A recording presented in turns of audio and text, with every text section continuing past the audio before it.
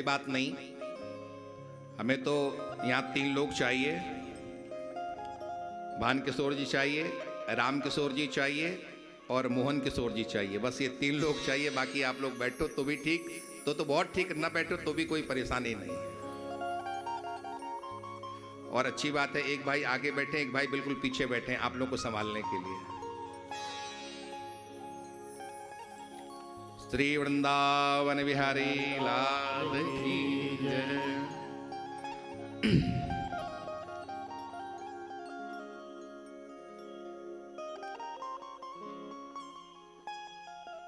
नारद जी ने कहा, गुरुदेव आप मिल गए ना, हमारी बात अब बन गई, हमारा काम बन गया। यहां पर नारद जी के शब्द हैं, भाग्योदयी न बहुजन्म सम। भगवान आप मिल गए ना, भाग्य का उदय हो गया भगवान। आइए चले कथा करें। कहां कथा करें? बद्रिकाश्रम में 5 की मुलाकात हुई, 4 भाई और 5वें नारद जी। बद्रिकाश्रम में, बद्रीनाथ में 5 की मुलाकात हुई। ज्ञान भक्ति वैराग्य वृंदावन में है, तो न वृंदावन में कथा हुई, न बद्रिकाश्रम में कथा हुई, हरिद्वार में कथा हुई। क्योंकि हरिद्वार वो द्वार है जहां पर सहजता पूर्वक सब कोई पहुंच सकता है। बद्रिकाश्रम उस समय का वो बहुत ही दुर्गम था, तो वहां कोई पहुंच नहीं सकता है। हरिद्वार सब कोई पहुंच सकता है, इसलिए आनंद नामक तट पर ये भागवत कथा हुई। उस जगह का नाम संभवतः तो आनंद रहा हो, या ये भी हो सकता है जहां भी भागवत होती वहां आनंद होता है, निश्चित होता है। आज मैं वर्षों से कथा कर रहा हूं, मुझे पता है जहां पर भी बैठ करके भागवत हम लोग करते हैं वहां आनंद का प्राकट्य होता ही होता है। किसी के अंदर पहले दिन ही प्रकट हो जाता है, और किसी के अंदर दूसरे, तीसरे, चौथे, 5वें, 6वें और 7वें दिन तो जो भी बैठता है श्रद्धा भाव पूर्वक उसके अंदर प्रकट होता ही होता है। ऐसा कोई भी नहीं बचता है जिसके अंदर वो आनंद प्रकट ना हो। आनंददायी ये कथा है। यहां पर सबको बुलाया है। कौन कौन यहां पर आए हैं? यहां पर भृगु जी आए हैं, वशिष्ठ आए हैं, चमन आए हैं, मेघातिथि, देवल, देवरात, बड़े बड़े महापुरुषों का यहां पर आगमन हुआ है। भागवत सुनने के लिए संत महापुरुष अपनी अपनी गुफाओं को भी छोड़ते हैं, अपनी समाधियों को भी छोड़ करके भागवत में आते हैं। आप तो गृहस्थ हो, साधु लोग भी कहा भागवत कथा में अपनी अपनी साधना छोड़ करके भागवत कथा में आते हैं। और भृगु जी उधर से आ रहे थे तो बहुत से लोग नहीं आए, तो उनको समझा बुझा करके लाओ, आओ बैठो इस कथा को सुनो।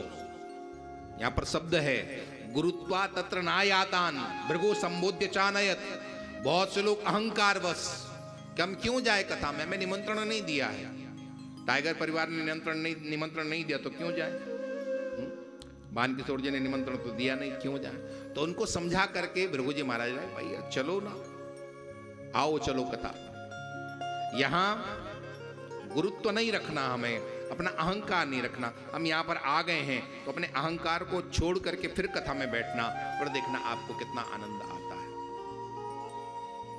भगवान शंकराचार्य ने लिखा है, मां कुरु धन जन यौवन गर्वम हरित निमिषात् कालः सर्वम मायामयमिद मखिलम हित्वा ब्रह्म पदम तत् प्रभुष्विदित्वा।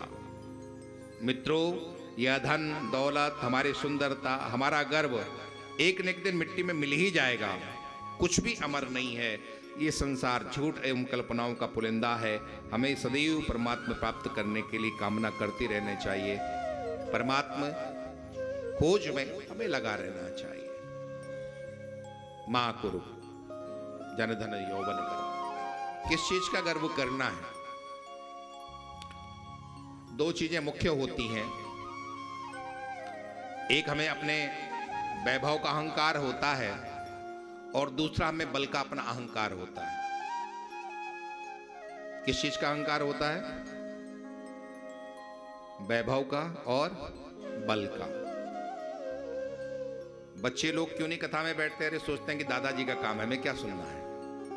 अभी तो दादाजी चल फिर नहीं पाते हैं, इसलिए बैठ के कथा सुनेंगे। हम तो भी चल फिर पाते हैं ना। तो ये क्या हो गया? अपने बल का अहंकार।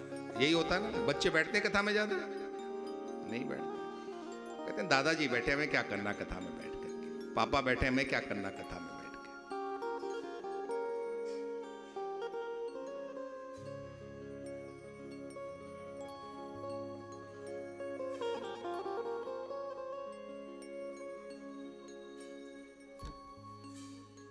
वैभव का आपको अहंकार आ जाए ना, किसी ने बहुत अच्छा लिखा है,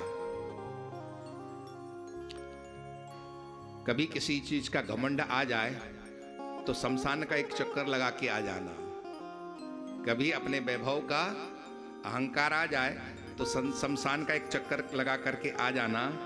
तुमसे बेहतर लोग वहां पर राख बने पड़े हैं, तुमसे बेहतर लोग वहां राख बने पड़े हैं। जाते ही शमशान में, जाते ही शमशान में मिट गई सब लकीर, पास ही पास जल रहे थे राजा और फकीर। जाते ही शमशान में मिट गई सब लकीर, पास ही पास जल रहे थे राजा और फकीर। किस चीज का अहंकार करना, क्या है हमारे पास? हमारे यहां विद्वानों ने लिखा है कि किसी ने मटके से पूछा कि तुम इतने ठंडे कैसे रहते हो। किसी ने मटके से पूछा कि तुम इतने ठंडे कैसे रहते हो, तो मटके ने मुस्कुरा करके, घड़े ने मुस्कुरा करके बहुत सुंदर जवाब दिया, जिसका भूत भविष्य और वर्तमान सब मिट्टी का बना हो, उसे घमंड और गर्मी किस बात की? मिट्टी से हम आए हैं, मिट्टी में रह रहे हैं और बाद में कहां जाना है? मिट्टी में तो जाना है, तो किस बात की घमंड, किस बात की गर्मी?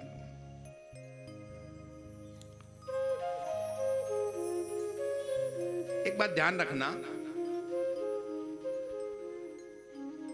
स्कूल में परेड कराई जाती है ना, आप सब लोग स्कूल गए होंगे, परेड कराई जाती है, तो वहां पर लाइन लगी होती है और पीटी टीचर क्या कहता है? अबाउट टर्न बोलता है ना, पीछे मुड़ बोलता है ना। तो पीछे मुड़ बोलते क्या हो जाता है? जो सबसे पहला था वो क्या हो जाता है? क्या हो जाता है? सबसे लास्ट में हो जाता है। और जो सबसे लास्ट में होता है वो क्या हो जाता है? सबसे आगे हो जाता है ना। केवल एक शब्द बोला उसने, अबाउट टर्न, उसने कहा मोड़, पीछे मुड़, और क्या हो गया? जो सबसे पहले था वो कहां चला गया? जो सबसे आगे था वो सबसे पीछे चला गया, और जो सबसे पीछे था वो सबसे क्या हो गया? सबसे आगे है। इसीलिए जिंदगी में भी यही गणित चलता रहता है, कभी भी घमंड मत करना, न जाने जिंदगी कब कह दे पीछे मुड़ और तुम शिखर से शून्य में आ जाओ।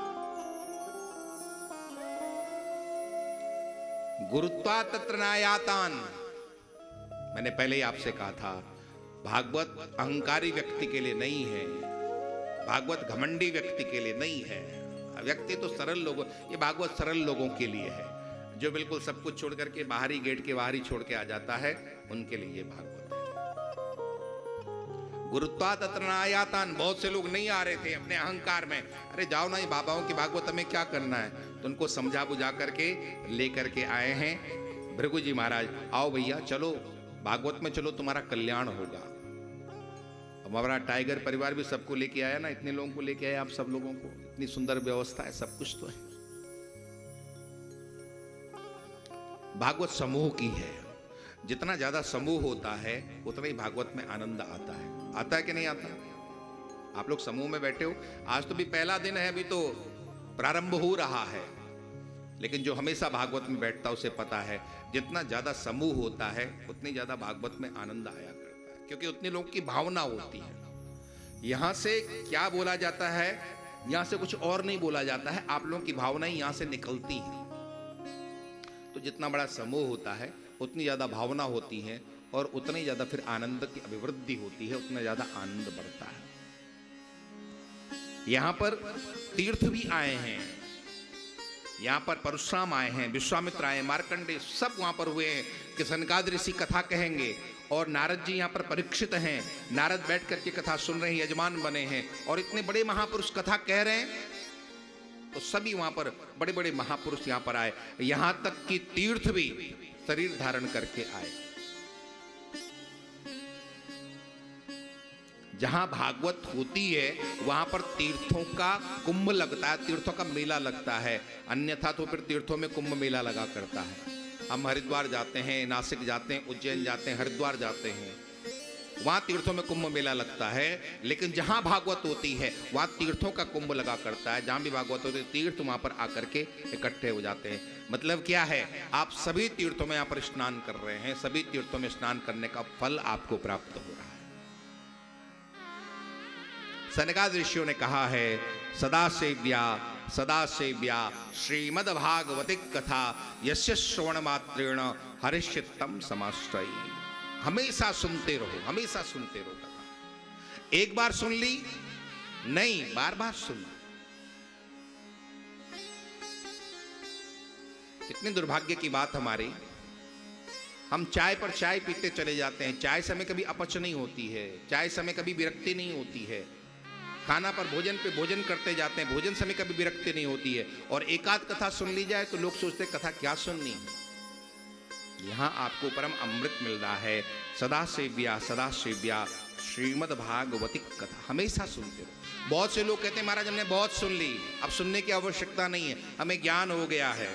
अरे भले आदमी, बाबा तुलसी तक तो यहां कहते हैं कि मैंने जो राम कथा सीखी है, एक बार से नहीं बार बार गुरु ने मुझे बताया, तब मुझे कुछ समझ में आया है राम तत्व, थोड़ा बहुत समझ में आया। बार बार मैंने अपने गुरु से राम कथा सुनी, तब मुझे थोड़ा समझ में आया। और हम लोग एक बार कथा सुनने के बाद यदि ये कह दें कि हमने सब कुछ सीख लिया, तो हम अज्ञान में हैं। किसमें? श्री वृंदावन बिहारी।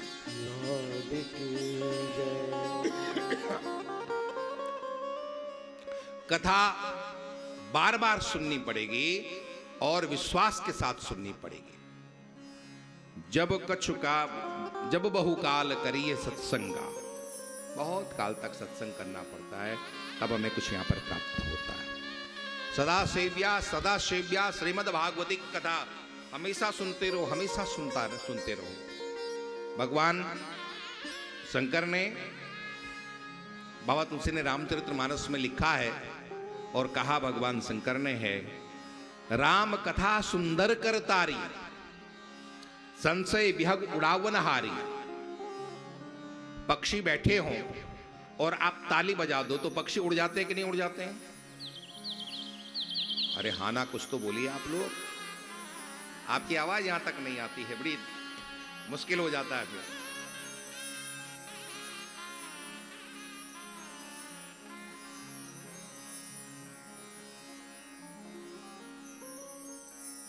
मैं आपको सुलाने के लिए यहां पर नहीं बैठाया, आपको जगाने के लिए बैठाया है ना। और 7 दिन हम ऐसा जग जाए कि हमारी जन्म जन्मांतर की नींद ही खुल जाए, हम वो प्रयास करें यहां पर है। चिंतन में है ना, वाह बहुत अच्छी बात है। भागवत के चिंतन में, घर के चिंतन में भागवत, अरे बहुत अच्छी बात।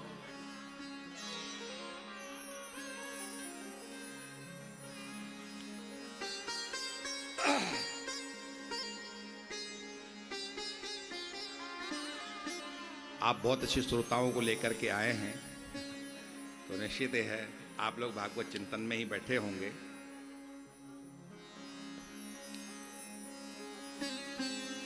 सदा सेव्या श्रीमद्भागवती कथा यस्य श्रवण मात्रेण हर्षितं समाश्रये।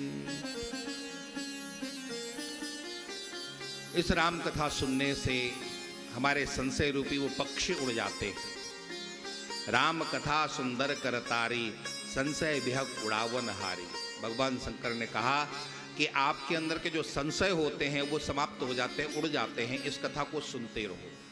इन कथाओं से आपको प्रश्न करने नहीं पड़ते हैं, आपके प्रश्नों के उत्तर अपने आप आपके पास पहुंचते रहते हैं। सदा सेव्या, हमेशा सुनते रहो। हमारे यहां आयुर्वेद में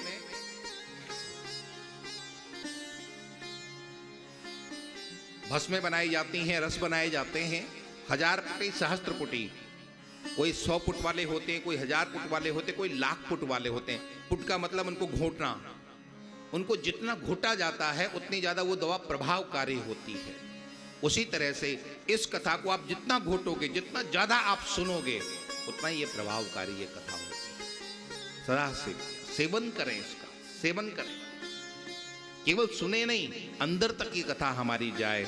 और जब हमारी ये कथा अंदर जाएगी तो निश्चित ही है परमात्मा का दिव्य प्रेम हमारे अंदर से वो प्रकट होना ही होना है।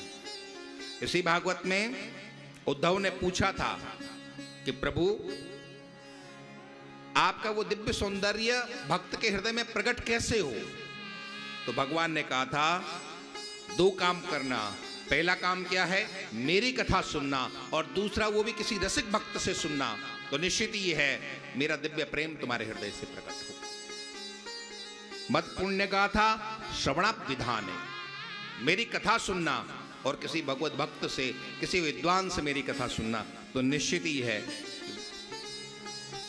परम आनंद तुम्हारे जीवन में प्रकट होगा। कितनी कथा सुने हम, बहुत न सुन सके हम, 7 दिन की नहीं सुन सकें तो कम से कम 4 दिन की सुन लें।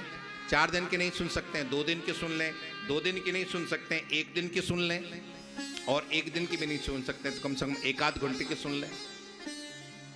श्लोकार्धम श्लोक पातम व पठित भागवतम च यह, नित्य प्रति हम भागवत जी का पाठ करते हैं। 1 अध्याय, 2 अध्याय, 10 अध्याय नित्य प्रति हम पाठ करते। इन शास्त्रों के पाठ करने से आपको 3 चीजें प्राप्त होती। इन शास्त्रों का नित्य प्रति आप पाठ करो, नित्य प्रति आप मनन करो, तो आपको 3 चीजें प्राप्त होंगी। पहला है ज्ञान बढ़ता है, आपका वैराग्य बढ़ता है और आपका आचरण निर्मल बनता है। क्या क्या होता है? ज्ञान बढ़ता है, वैराग्य बढ़ता है और आपका आचरण निर्मल होता है। क्योंकि ये शास्त्र वो साबुन है जो हमारे मन रूपी मन में लगी हुई गंदगी को साफ करते चले जाते हैं। आपके कपड़े पे लगी हुई गंदगी को साबुन साफ करता है कि नहीं करता है? ठीक उसी तरह से ये शास्त्र भी वो साबुन है जो हमारे मन पर लगी हुई गंदगी को साफ करता है। तो नित्य पढ़ने से क्या फायदा होगा? पहला होगा हमारा ज्ञान बढ़ेगा, वैराग्य बढ़ेगा और हमारा आचरण निर्मल होगा। और इन तीनों से हमें क्या प्राप्ति होगी? इन तीनों से हमें मोक्ष की प्राप्ति होगी, परम तत्व की हमको प्राप्ति होगी। तो हम नित्य इसको पढ़ते रहें, नित्य पढ़ते रहें, और जब हम नित्य पढ़ते रहेंगे तो नित्य ही हमारा कल्याण होता चला जाएगा। और ऐसा मत समझें हम कि केवल हम ही लोग यहाँ पर पढ़ रहे हैं, केवल हम ही लोग यहाँ पर इसका पाठ करते हैं। नहीं, भगवान विष्णु भी पाठ करते हैं भागवत जी का। मास पारायण का चलता है, वहाँ पर 1 महीने तक वो कथा चलती है और उसकी श्रोता लक्ष्मी जी होती हैं। ब्रह्मा जी भागवत जी का पाठ करते हैं और उसकी श्रोता वहाँ पर ब्रह्माणी होती है। सप्ताह पाठ वहाँ पर चलता है और भगवान शंकर वार्षिक पाठ चलाते हैं और भवानी देवी, पार्वती देवी, महादेवी उसकी श्रोता होती है और 1 वर्ष तक वो पाठ चलता रहता है। यानी भगवान विष्णु के यहाँ भी पाठ चलता है, ब्रह्मा के यहाँ भी पाठ चलता है और भगवान शंकर के यहाँ भी ये पाठ चलता है।